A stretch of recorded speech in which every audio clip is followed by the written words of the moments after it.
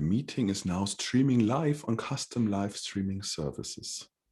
Good morning, dear lovely people. Good morning, everyone, and a very happy Friday.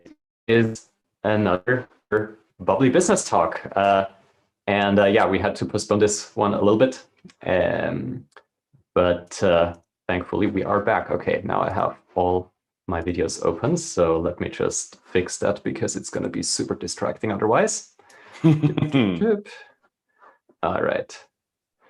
Okay, cool. Hello, everyone. Yeah, as always, we start by opening some bottles because it is almost the weekend. And may I present Champagne Deutz today? Let's see what will await me here. Philip, you have a bottle of wine today. What exactly is it? Yeah, I'm breaking the rules. It's not bubbly. It's just a regular German Riesling, but it tastes a lot like grapefruit. So I think it's a good breakfast drink. How can you? How can you? Okay. I know. How dare I?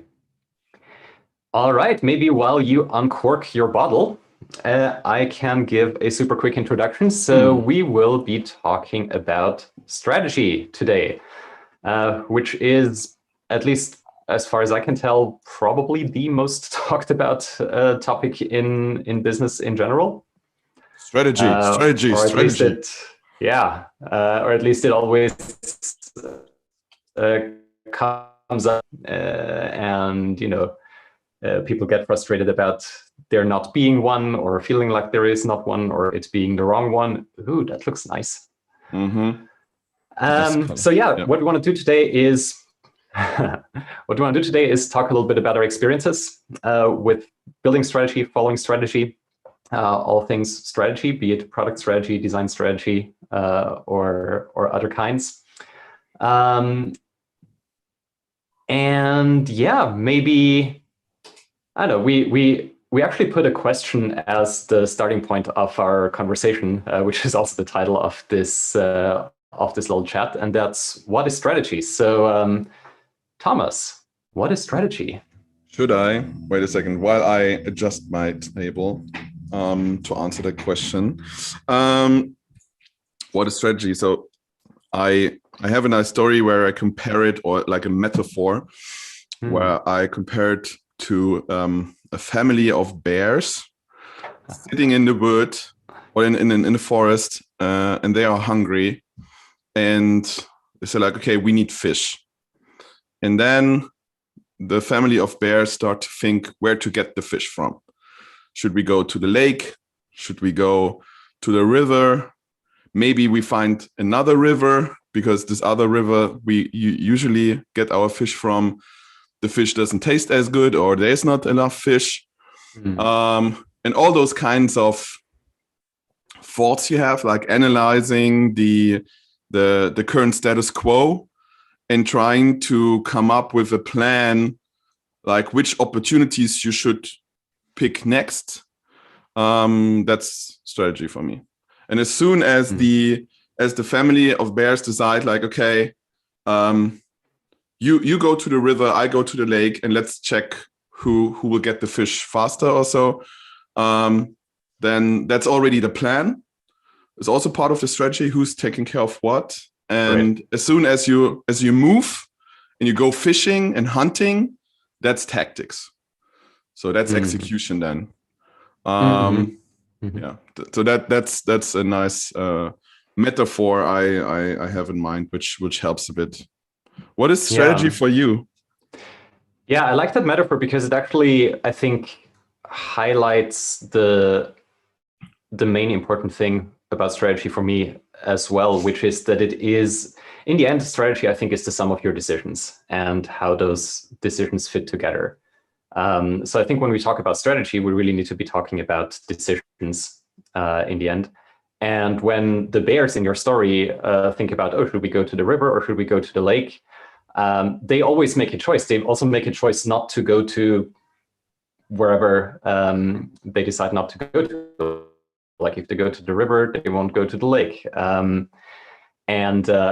So I think the defining thing for me about useful strategy is that it is the planning of decisions that takes something off the table that would normally be desirable, right?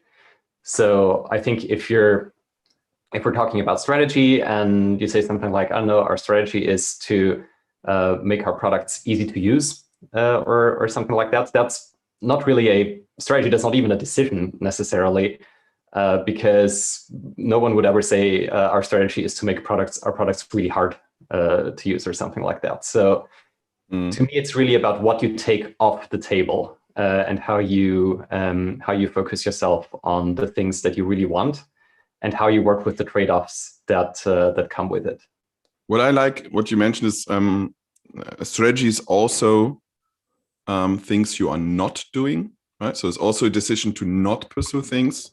If we come back to the bear family, before even everything started, I would say you have a vision. Like, so the bears probably see or foresee themselves having fish, eating nicely, and being full at some point. It's like, well, this was nice, and you can already see that, or you have this in your mind, like, well, I don't want to be hungry anymore. Right. Product strategy is also close attached to product vision. So the dream of what I want to pursue or what I don't want to pursue. So it can also be the thing like, this is not how we want to end up. I don't want to be like this. And what I find interesting is actually the main part of the strategy is defining the target. So in my story about the bears, the bears were actually sure that they want to have fish. But sometimes it can happen that you as you go, you figure out, well, the lake and the river are quite far away, but I'm super, super hungry. Maybe berries are enough. Yeah. So should we even go for fish? Oh man, this all fits together just way too well. It's almost like we talked about this before, though we didn't actually. Because another important point is, I think, at least when I've heard people, especially in corporate environments, talk about strategy, it was almost exclusively about kind of playing and like, what can we do? But what wasn't in there most of the time was, well, how will we react? How will we deal with changes that come up?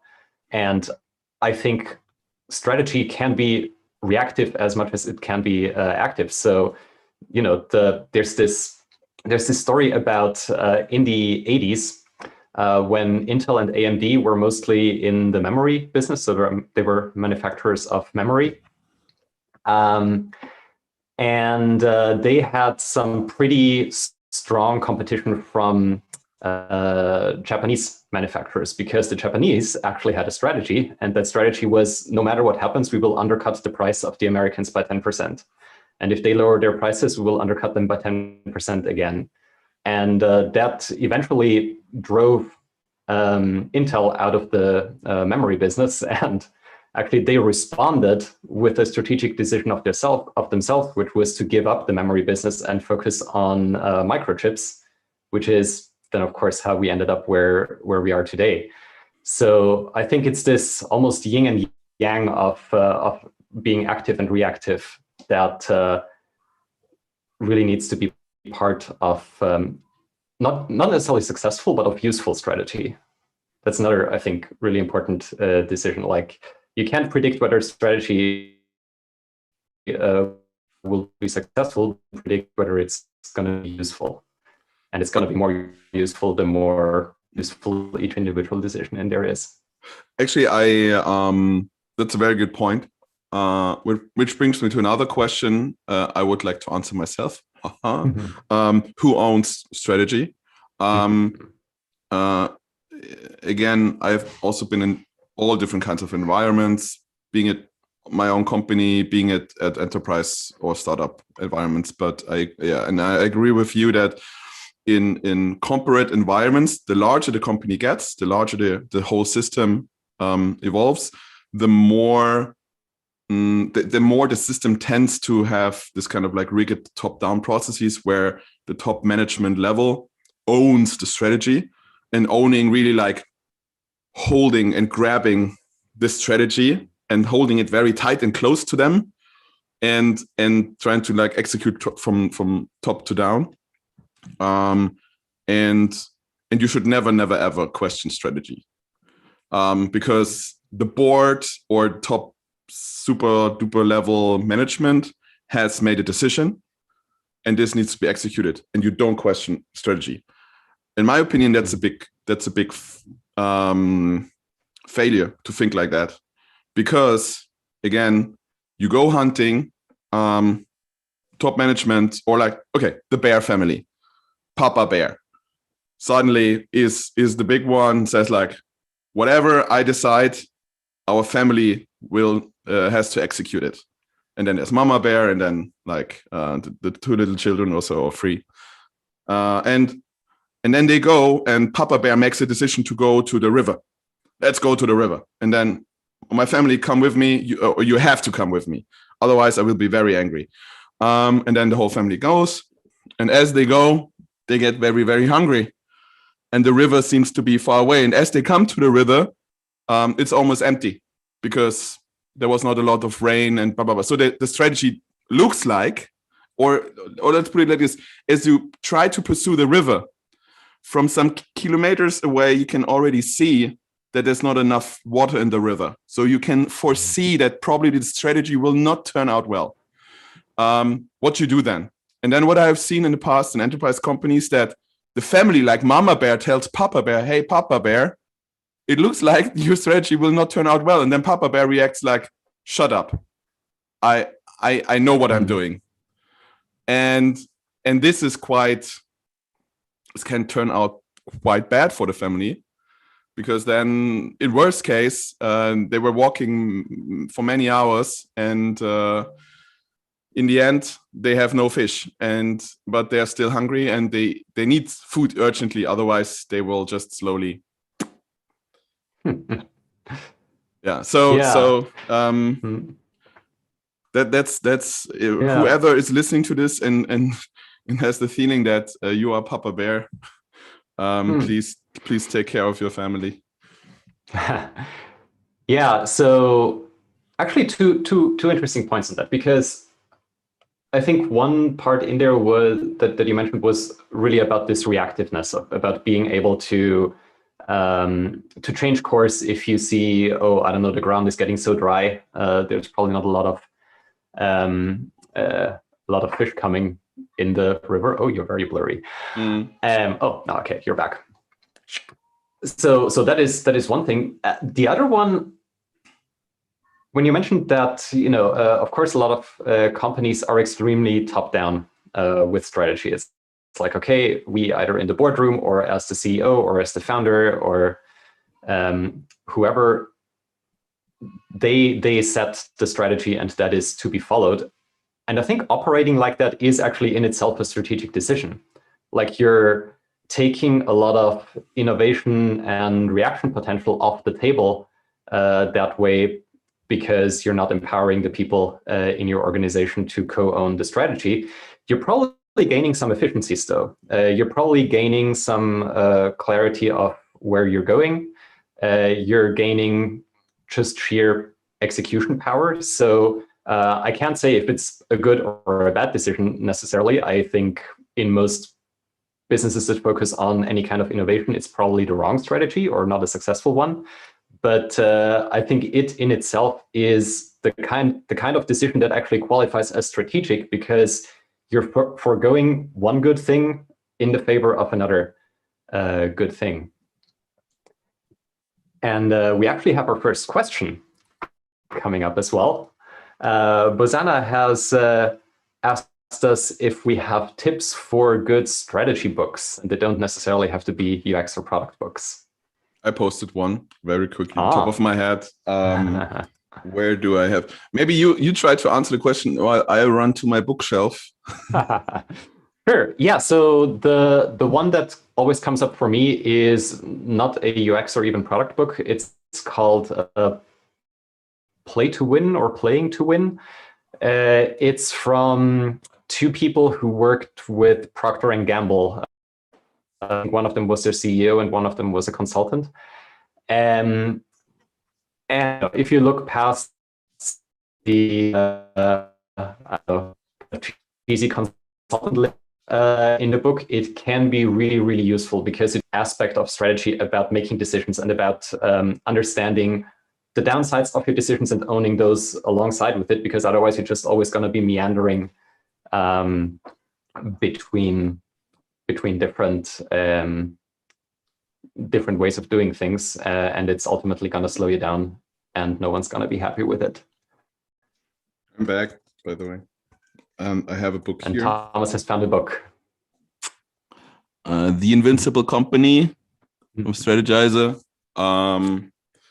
It's what I like here is, I mean, if you are familiar with the other Strategizer books, then I would go for this one.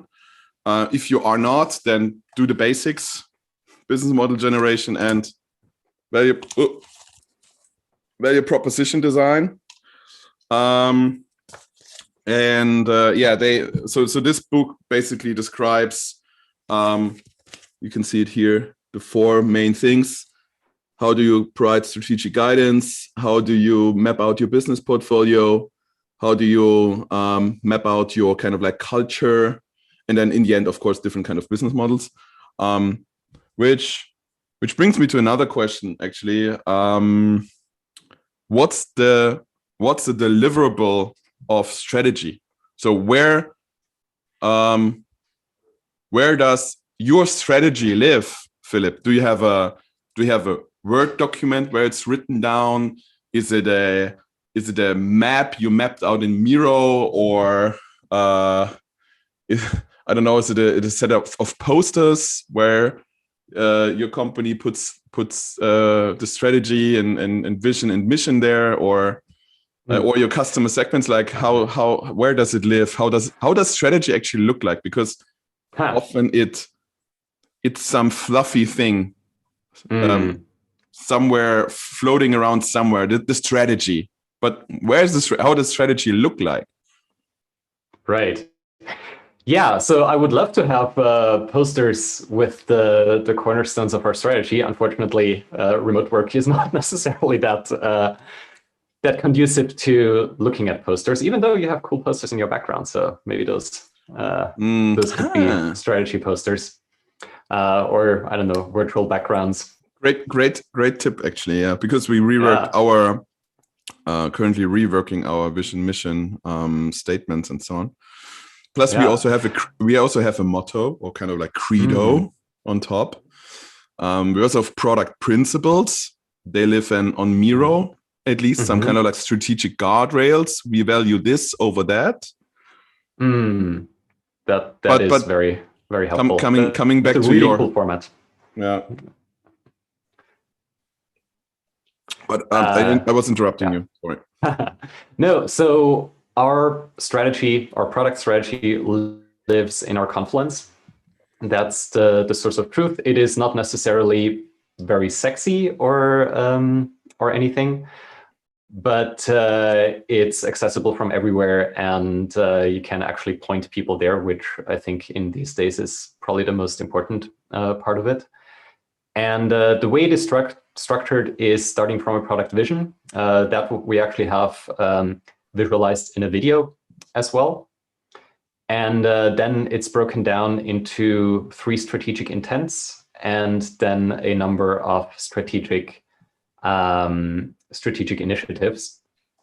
So and then of course to also walk the walk, here a section about specifically things that we stopped doing or that we are not doing, even though they might look interesting or look promising.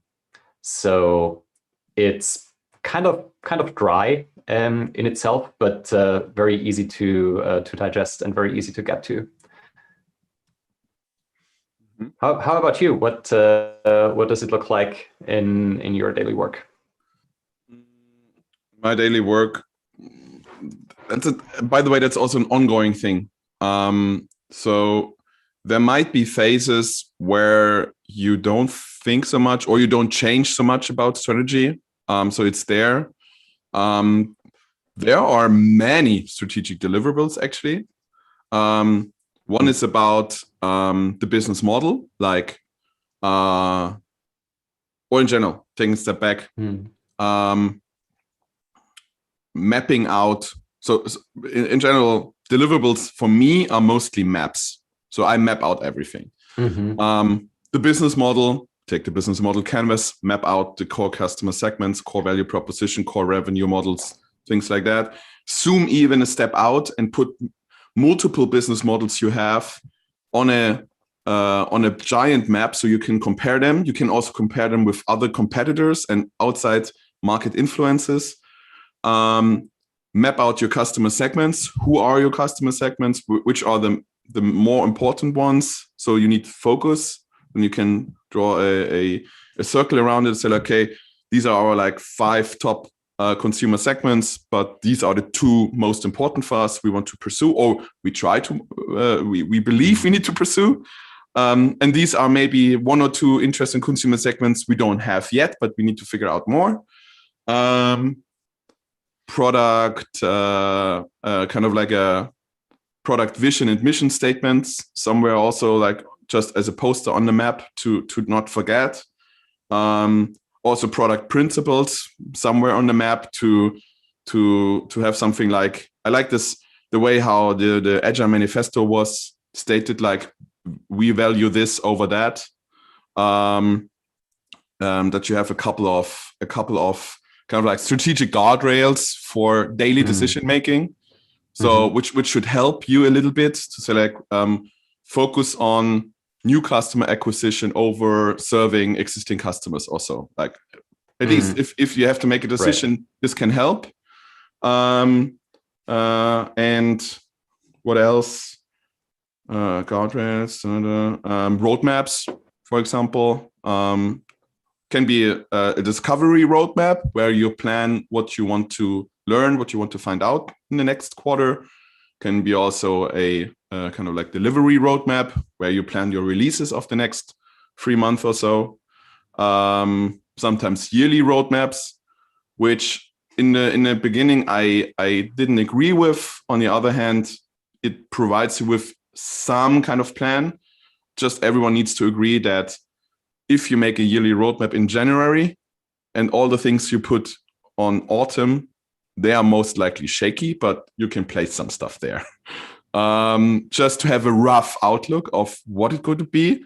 So you say like, well, let's pursue river, lake, and maybe try to hunt for berries, and then try to hunt for berries in autumn. But maybe in autumn you find out that berries are not as tasty, so you try something else. But at least you had a plan that you would like to, which is also good.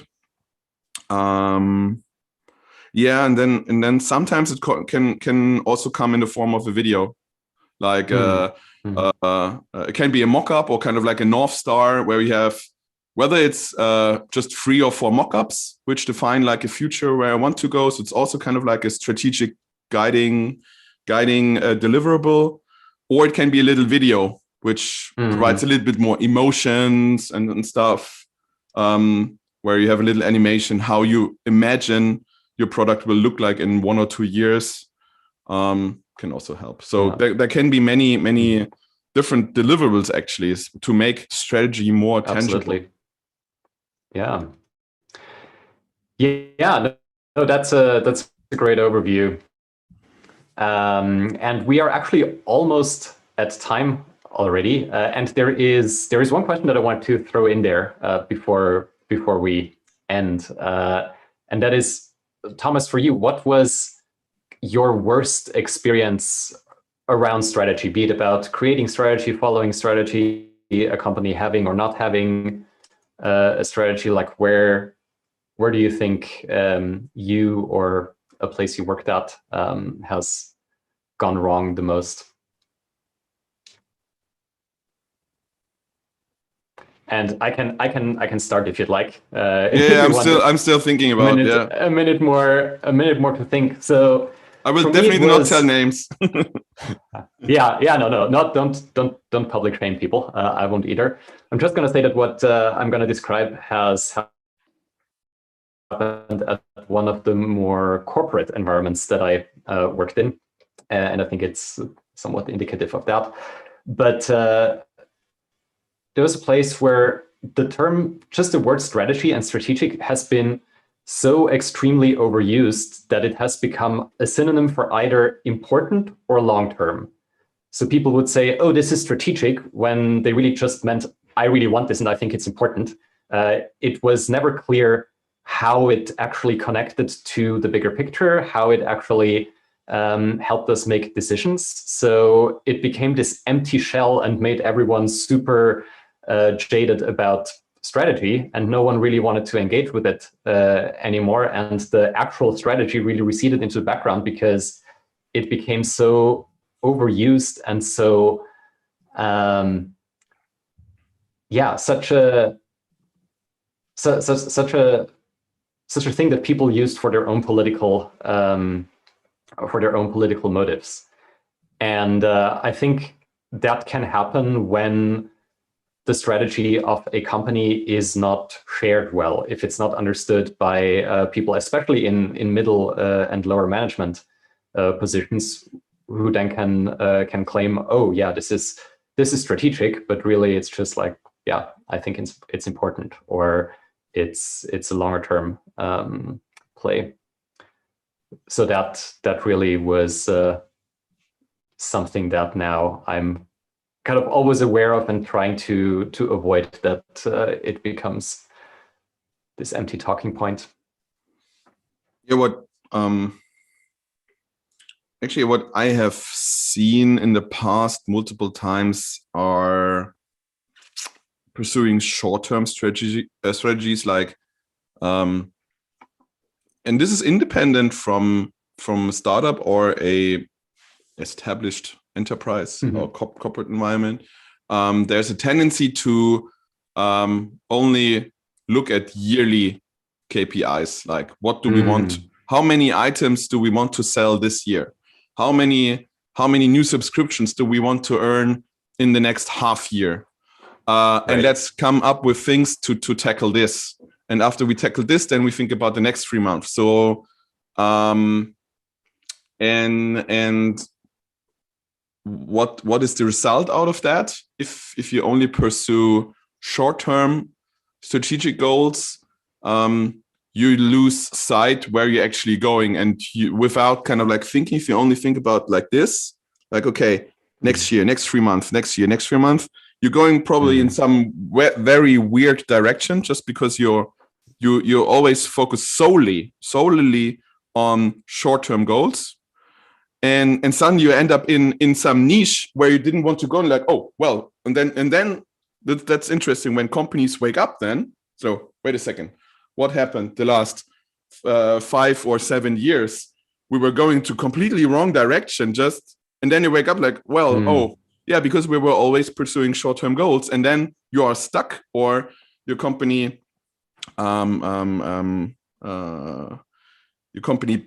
profit actually went down and stuff, and then well, what to do now? And this is what I mean. Short-term strategy is super important to right. have to run on an operational level, to know what I'm going to do in the next 3 months. But you also need a midterm and long-term strategy, and this is what I've seen multiple times. Actually, it's not just one company. They don't have it, but they don't have it, which is pretty scary. But I've seen really like large corporations without a clear, more or less, even more or less fluffy description of a long-term strategy they want to pursue. What I want to be, what's my vision, why I'm actually doing this. And this results in frustrated employees and frustrated team members, because they come to work every day whether it was me as a manager or as a consultant, and team members approached me like, Thomas, why are we doing this, by the way? I really would like to know. I would understand the big picture. Yeah. No, that's a really good point about basically short-term and long-term strategy. I would even say that every company probably has a strategy, even if they don't know it yet, because they're making decisions somehow, and they're doing things somehow. And I think the worst thing that can happen, and that's, I think, what you're describing, is when there's multiple strategies at the same time happening that might be at odds with each other. And that's, I think, the real danger of not articulating strategies. So I think very often strategy, an organization or a team is less about creating the strategy, but more about articulating it and articulating what is already there. And I think even that can help a lot in clarifying how to move forward. Yeah, that's a very good point. So I would even argue that there is probably a strategy, even a long-term one, somewhere in the head of the top management level. But they somehow failed to communicate it top down, or so it's not it. Somewhere it trickled down, and then in the end it got lost on the way. And it can also happen that even the kind of like upper management strategic decisions are not 100% aligned, because you don't just speak about it. And usually long-term strategic decisions are treated like I do this once, and then for the next 3 years, I'm fine. So I write it down on a poster and hang it up in the company building somewhere. Maybe that's enough of communication. And then the second biggest problem, but we tackled this already, is it's set in stone, right? Like, this is the strategy. Don't question it. And actually, it's not how it works. You have to question strategy again and again and again. Also the long-term one, are we still on the right path? Do we really believe this will turn out well? So it's not set in stone, and you have to talk about it regularly. At least long-term, mid-term strategy is good to review it. I would say every 3 months or so, or maybe once half a year at least, but review it. At least like taking a step back, looking like, okay, where do we stand today? Are we still on the right path? Okay, maybe we should add some things, and most likely you need to add things, or you need to get rid of things. You need to adapt. Right. Yeah, that's it. Yeah, I think those reviews are really important for 2 reasons. Actually, reason number 1 is you, of course, need them in order to pivot, to adapt, to change, to react, because stuff will change around you, and you will learn new things and so forth. But the other thing is, as well, is by creating a moment when you actually you can fully commit to set out in between, like every single day, which then negates strategy, because you're like, well, I'm making a decision now, and it's kind of against the strategy, but it makes sense in the moment, and so forth. So I think by being explicit about, okay, this is how we're going to do things for the next half year, and here are some top-line principles that we're not going to question for this year, can really help with velocity, can really help with the speed of the organization and the trust in the organization. But at the same time, if you then flip that to, well, we set out to do this in 5 years, and until that time, where it's set in stone. Maybe some products need that with really long development cycles and so forth. But seeing that we're both somewhere in the software world, it's definitely not the right for that. Phil, I think we need to. So this was actually nice closing words, and we need to kind of like come to an end, because I'm already 7 minutes late in my meeting. On the other hand,